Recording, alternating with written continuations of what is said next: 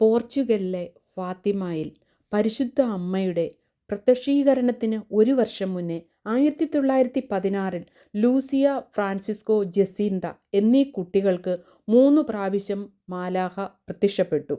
ഇത് ഫാത്തിമയിലെ ലോക്കാഡോ സ്കവാസ്കോ എന്ന സ്ഥലത്തുള്ള ഗുഹയ്ക്ക് സമീപം ആദ്യത്തെ പ്രാവശ്യം മാലാഖ പ്രത്യക്ഷപ്പെട്ടു. കുട്ടികൾ ആടുകളെ മേയിച്ചുകൊണ്ടിരുന്നപ്പോൾ തിളങ്ങുന്ന പ്രകാശമായി പ്രത്യക്ഷപ്പെട്ടു. ഭയപ്പെടേണ്ട എന്നു പറഞ്ഞു. ഞാൻ സമാധാനത്തിൻ്റെ മാലാഖയാണെന്ന് പറഞ്ഞ് അവരെ ആശ്വസിപ്പിച്ചു. മാലാഖ മുട്ടുകുത്തി 3 പ്രാവശ്യം ഈ പ്രാർത്ഥന ചൊല്ലിക്കൊടുത്തു. എൻ്റെ ദൈവമേ, ഞാൻ അങ്ങിൽ വിശ്വസിക്കുന്നു, ഞാൻ അങ്ങയെ ആരാധിക്കുന്നു, ഞാൻ അങ്ങയിൽ പ്രത്യാശിക്കുന്നു, ഞാൻ അങ്ങയെ സ്നേഹിക്കുന്നു.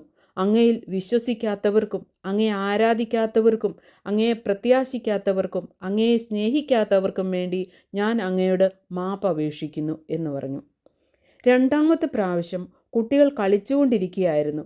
ഇത് ലൂസിയയുടെ വീടിൻ്റെ കിണറിനരികിൽ ആയിരുന്നു. പെട്ടെന്ന് മാലാഖ പ്രത്യക്ഷപ്പെട്ടു. നിങ്ങൾ എന്താണ് ചെയ്യുന്നത്? പ്രാർത്ഥിക്ക്, ഒരുപാട് പ്രാർത്ഥിക്ക്. ഈശോയുടെയും മറിയത്തിൻ്റെയും ഹൃദയത്തിന് നിങ്ങളെക്കുറിച്ച് കാരുണ്യപൂർവമായ പദ്ധതിയുണ്ട് എന്ന് വെളിപ്പെടുത്തി. ഞാൻ പോർച്ചുഗലിലെ കാവൽ മാലാഖയാണ് എന്ന് പറഞ്ഞു.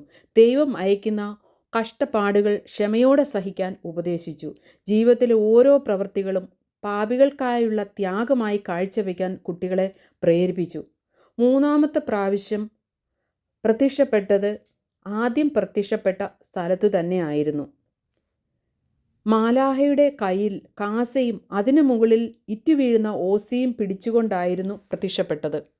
വിശുദ്ധ കുർബാന നൽകുന്നതിന് മുൻപായി മാലാഖ കമഴ്ന്നു വീണ് പ്രാർത്ഥിച്ചു.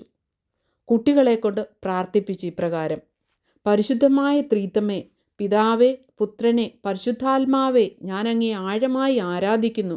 ലോകമെമ്പാടുമുള്ള എല്ലാ സക്രാരികളിലും എഴുന്നള്ളിയിരിക്കുന്ന യേശുവിൻ്റെ അതിവിശുദ്ധമായ തിരുശരീരവും തിരുരക്തവും ആത്മാവും ദൈവത്വവും അവിടുന്ന് ഏൽക്കേണ്ടി വന്ന നിന്ദനങ്ങളും അവഹേളനങ്ങൾക്കും ഉപേക്ഷകൾക്കും പരിഹാരമായി ഞാൻ അങ്ങയ്ക്ക് കാഴ്ചവെക്കുന്നു. ഈശോയുടെ അതിപരിശുദ്ധമായ തിരുഹൃദയത്തിൻ്റെയും മറിയത്തിൻ്റെ വിമല ഹൃദയത്തിൻ്റെയും യോഗ്യതകളാൽ പാവപ്പെട്ട പാപികളുടെ മാനസാന്തരത്തിനായി ഞാൻ അങ്ങയ്ക്ക് സമർപ്പിക്കുന്നു. വിശുദ്ധ കുർബാന ലൂസിയായ്ക്കും നൽകി. തിരുരക്തം ഫ്രാൻസിസ്കോയ്ക്കും ജസീന്തയ്ക്കും നൽകി. കാരണം ലൂസിയ മാത്രമേ വിശുദ്ധ കുർബാന ആദ്യ കുർബാന സ്വീകരിച്ചിട്ടുണ്ടായിരുന്നുള്ളൂ. യേശുവിൻ്റെ ശരീരം ഭക്ഷിക്കുകയും രക്തം പാനം ചെയ്യുകയും ചെയ്യൂ എന്ന് പറഞ്ഞു. അതിനുശേഷം വീണ്ടും കമിഴ്ന്നു വീണ് 3 പ്രാവശ്യം പ്രാർത്ഥന ചൊല്ലിയിട്ട് അപ്രത്യക്ഷമായി.